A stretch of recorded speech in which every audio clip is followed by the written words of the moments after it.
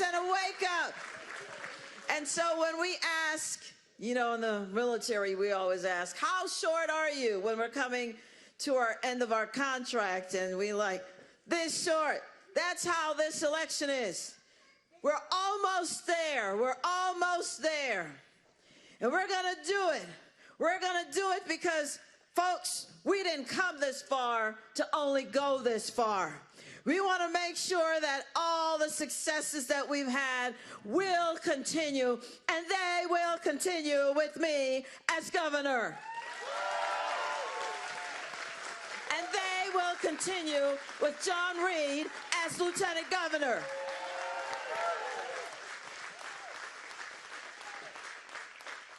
And what are we going to do if we don't get our wonderful delegate in? We must get our delegate in, and they will continue with him.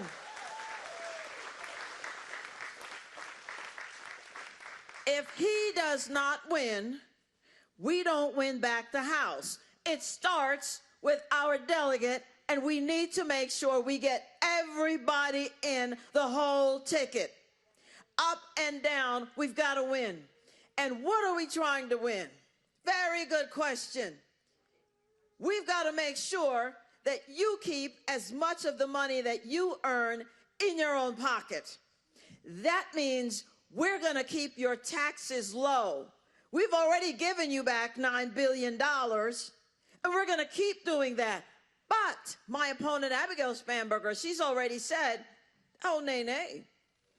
Because, you know.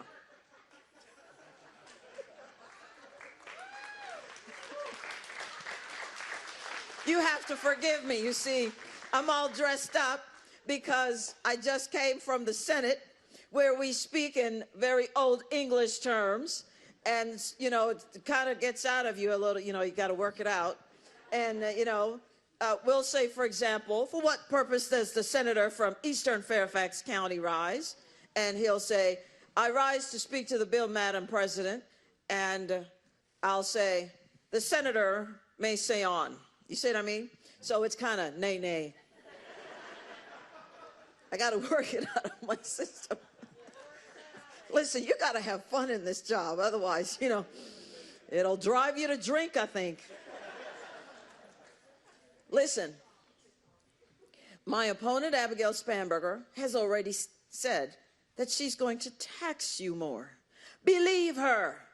That's what her party does. Always the Democrats will tax you more. We don't have to look any further than Maryland, where Marylanders were left with a $3 billion budget surplus by a Republican governor. But of course, that's what we do. We had a $10 billion surplus so far since we've been in office.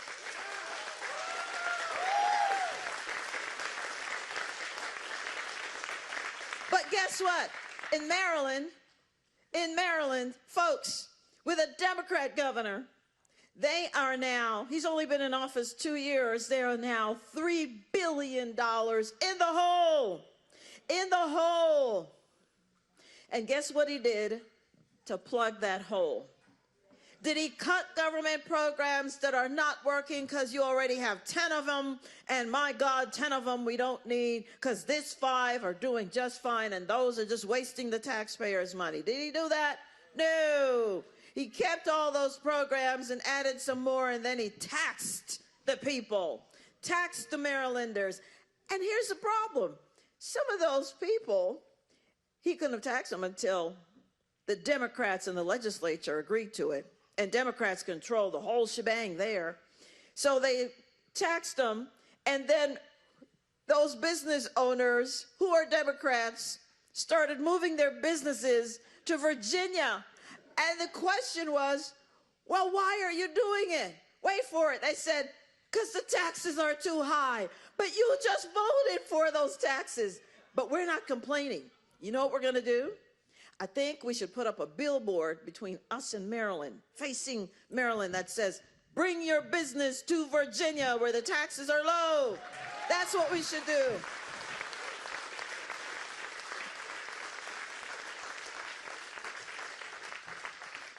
You know, this is just common sense. It really is just common sense. But I'm talking to people sometimes, and I remember, like one time, I'm talking to somebody, and I'm looking at a chair, and the person would be like, well, that's a tree that hasn't reached its potential. I mean, you know what you do with somebody like that? You just walk away. You're never going to agree on anything. Well, if it's a tree that hasn't reached its potential, well, what are you doing sitting on it? You see what I mean? These are serious things. These are adult behaviors we're talking about. I want my taxes. I don't want you to keep taxing me to death. That's simple. And that's another reason why we are finally going to get rid of the car tax. We're going to get rid of the car tax. It's time. You know, we could have gotten rid of it this year. You would never have seen a bill this year because Governor Youngkin, otherwise known as the tall guy, Governor Youngkin, put it in his budget to get rid of it. And the Democrats said no. That's right. That's what I'm talking about. Democrats said no. But really, we already know Democrats always want more of your tax money because when they won back the House and kept the Senate last year, they immediately put in a bill to take $4 billion from you in a tax increase. $4 billion, because they have programs they want to spend the money on. Your money. And let me tell you, they're wasting your money right now because they pulled me back off the campaign trail and into session again, and they pulled your delegate back into session so he can't campaign. And it's costing you almost $1 million because you got to pay us to show up. You got to pay us to lodge. You got to pay us for travel. You got to pay us to eat. We didn't want that. The Democrats wanted that. You know why? Because they're trying to get at me because they see the numbers and they know we're going to win. We're going to win. We're going to win. So they're using your tax money for Abigail's benefit. This is what the Democrats do. I don't understand it because, as you know, I'm from another country and that's the kind of stuff we do there. That's the kind of stuff that happens in so many other countries. It's not supposed to happen here. Here's what I want you to also know. Abigail Spanberger was asked in the summer of this year, was she going to redistrict Virginia? And she said no. And Winsome was also asked, was I going to redistrict Virginia? And I said no. Why would we want to do that? We're just fine here. And then Wednesday of last week came, and Abigail Spanberger was offered $150,000 by the Democrat redistricting organization. I know, boo. And the very next day, we are now being called into redistricting by all of the Democrats in the House and in the Senate. So what does that tell you? Abigail Spanberger sold out for Virginia for $150,000, but you know who won't sell out Virginia? Me. I won't sell out Virginia. I won't do that.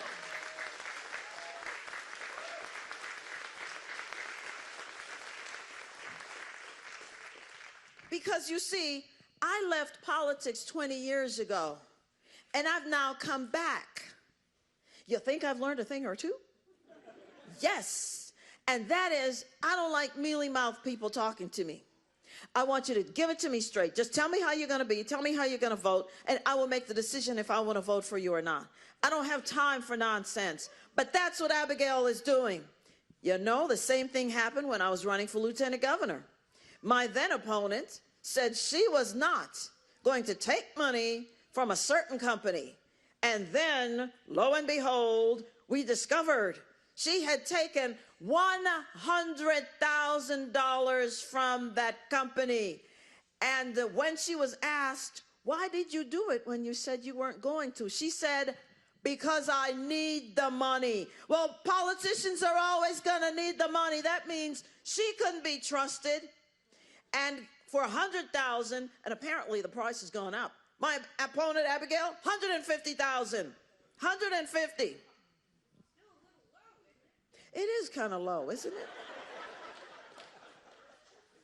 The problem that I see with that is, if you will sell us out when you know we're going to find out very quickly, what will you do, Abigail, behind closed doors? No, excuse me, I'm sorry. Abigail, what will you do behind closed doors when we can't see?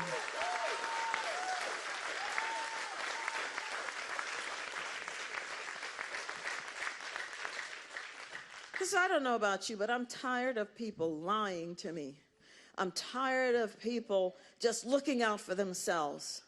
And we can do politics a lot better than this. We really can.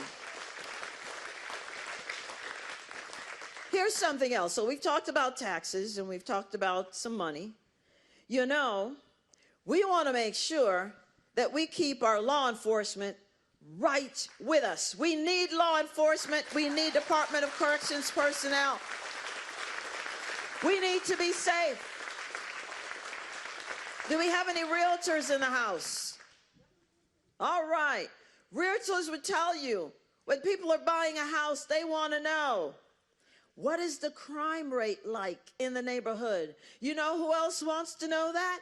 Businesses, job creators. When they come to Virginia, they want to know, what is the crime rate like in Virginia? And by the way, is anybody getting prosecuted if they steal our inventory? If they break into our business? They want to know these things. But you know who's soft on crime? Abigail. Because Abigail voted to keep our borders open, and so drugs came across. Fentanyl, which was killing so many Virginians every week. Child sex trafficking came across. Folks came across, we didn't even know who they were because they didn't have any documents. And you know, I went to the border myself because I wanted to see, because the media told us, you know, the nightly news that we saw people streaming across, don't believe it. They're not really doing that. No, your eyes are fooling you. So I wanted to see. And let me tell you, the people of Texas, we owe them a debt of gratitude because they spent $15 billion of their own tax money to protect us.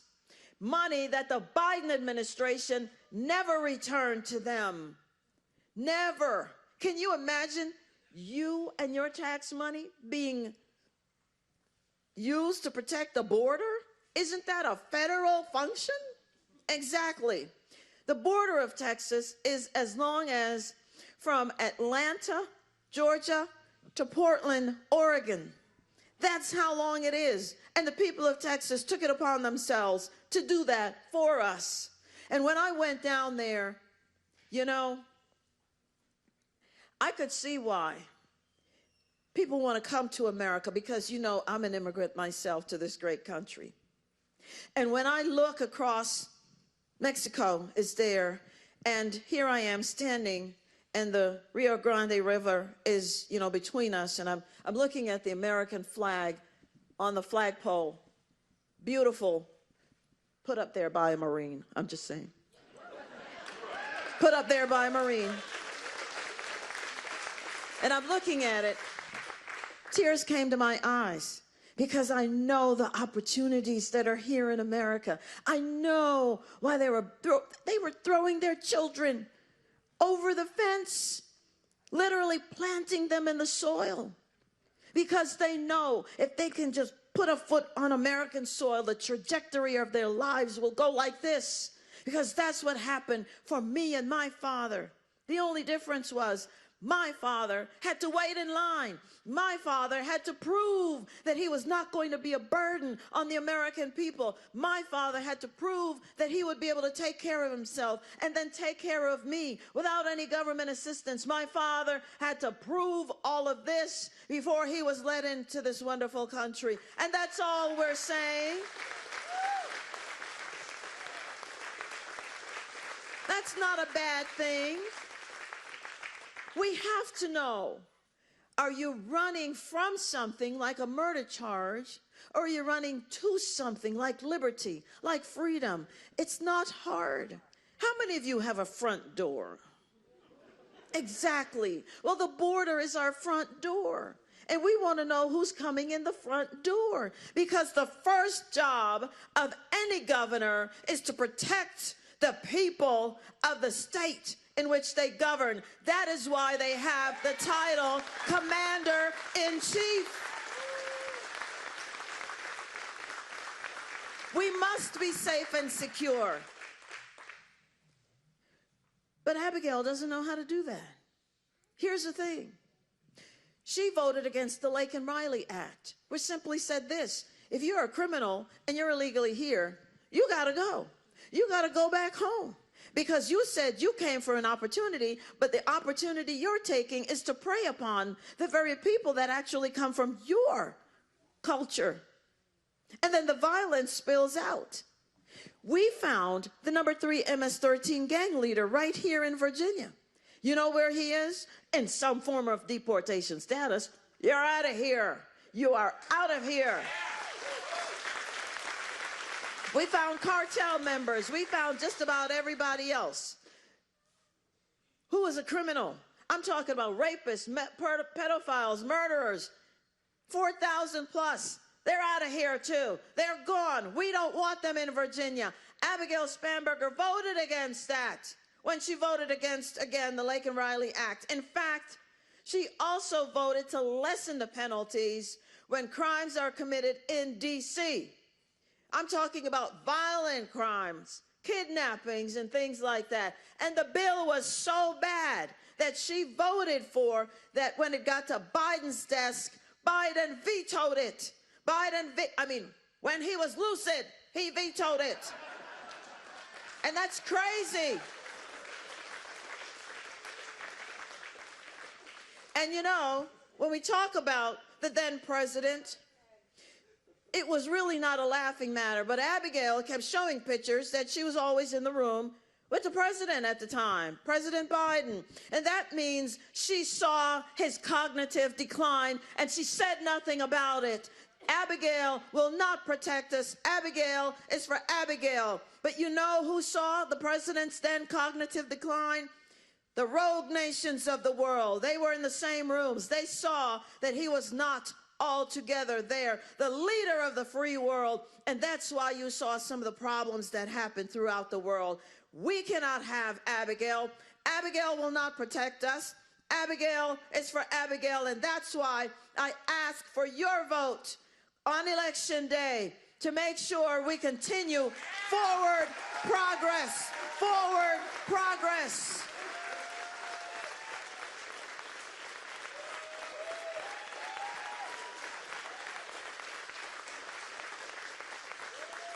So we've talked about taxes and public safety, and, you know, we want to make sure, again, we keep our law enforcement. That's why, again, I have more than 80 plus sheriffs all over our great Commonwealth who are supporting me. And it's more than anyone has ever had historically. And, you know, when Governor Youngkin was about to talk about that, and he said, and Winsome sheriffs, and I was about to say something, and he said, I got this, Winsome. And it was because he knew I was about to say, Governor Youngkin only had 50. I have 81. And they include Republicans, but yes, Democrats and independents too, because they know what time it is.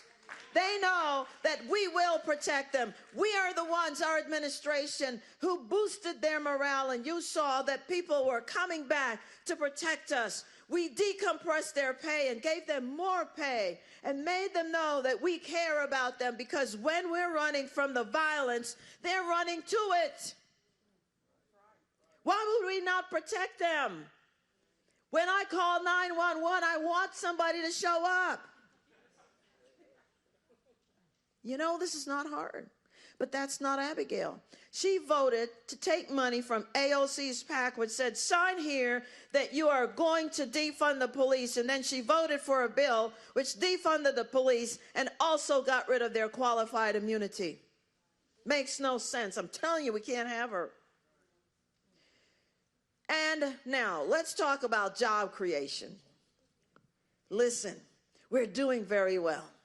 And we're bringing jobs not just in our urban areas in Northern Virginia and Hampton Roads and, Central, but we're pushing jobs out to the Southwest also. We want to make sure every part of Virginia is prosperous. And so we have Merck. Merck is investing $3.5 billion in Virginia.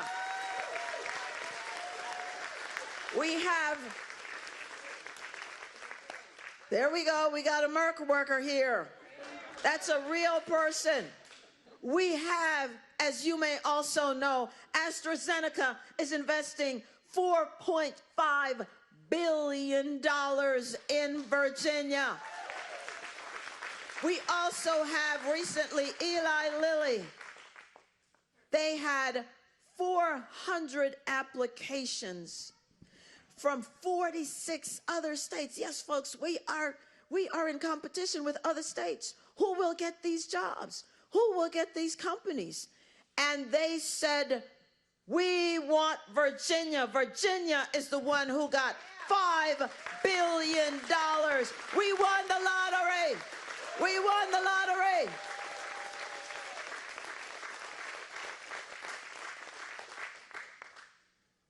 And we're also making sure that when it comes to energy, because we're talking about business still, that energy is where it needs to be. So we want to make sure, because we saw that there were over 800 mining jobs that were gone from the Southwest just this summer. Folks, that cannot continue to happen. And you know who knows that now? Bill Gates. Did you see that yesterday Bill Gates has now said, well, this climate stuff, we're being too hasty on that. Let's talk about the quality of life. That doomsday stuff, that's way out there. Well, thank you, Bill. We've only been saying that all this time because, China didn't care. China's still producing those wind turbines that he and Abigail love. Using coal, using fossil fuel, lubricated by fossil fuels. Who were they fooling? Nobody. Folks, we cannot have Abigail because she says only solar and wind. And the battery life, by the way, for solar and for wind, 46 hours. And then what? Then what do we do? Exactly. So we need all of the above. Clean coal, we need oil, we need renewables. Yes, we need nuclear, and we need natural gas. Remember when the environmentalists loved natural gas? Every bus was a natural gas bus, and suddenly not anymore. It's just solar and wind. I tell you what, let Abigail Spanberger solar and wind herself to California. Let her do that. That's what they want there. This is nonsense. This is real life happening. This is real life happening. Exactly. Whose phone is that? Folks, we cannot have her. In the Southwest, for example, these folks are suffering. They're having $800 to $1,600 bills. I get a $250 gas bill, and I get upset. I get upset. We cannot have her because every single Democrat voted for what we call the Clean Economy Act in Virginia, and it immediately drove up our energy costs. And now she and the rest of every single Democrat who voted for that bill, they're going to swoop in and save us. Well, the same horse they rode in to try to save us is the same horse they can ride on out, and we don't need that, because they're the ones who cause the problems. Don't let them fool you. I will repeal the Virginia Clean Economy Act because all it's doing is cleaning out our pocketbooks. We can't afford them. You know, we just got to make sure that we're not just voting for the next 4 years. We're voting for our future. We're voting for our children and our children's children. We want to make Virginia the best place to be, where you can be prosperous, where you can live your life. And the other thing is, I don't want to keep fighting the Civil War. I'm tired of it. I'm tired of the racism. I'm tired of that.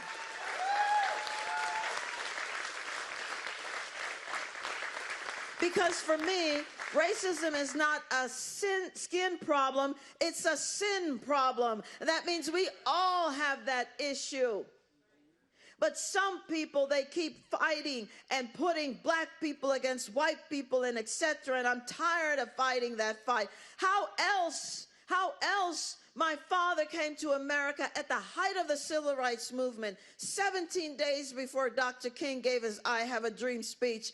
And here I am now, second in command in the former capital of the Confederate States. How is that possible?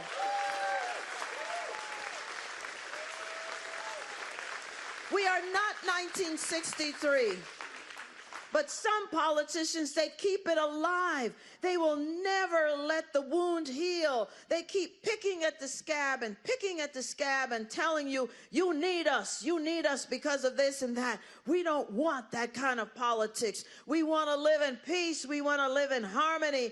And I am so glad that you are going to help us make sure that that continues, because you are going to elect my good friend here, John Reed, for Lieutenant Governor. You're going to elect Attorney General Miyares for Attorney General. And you're going to elect me.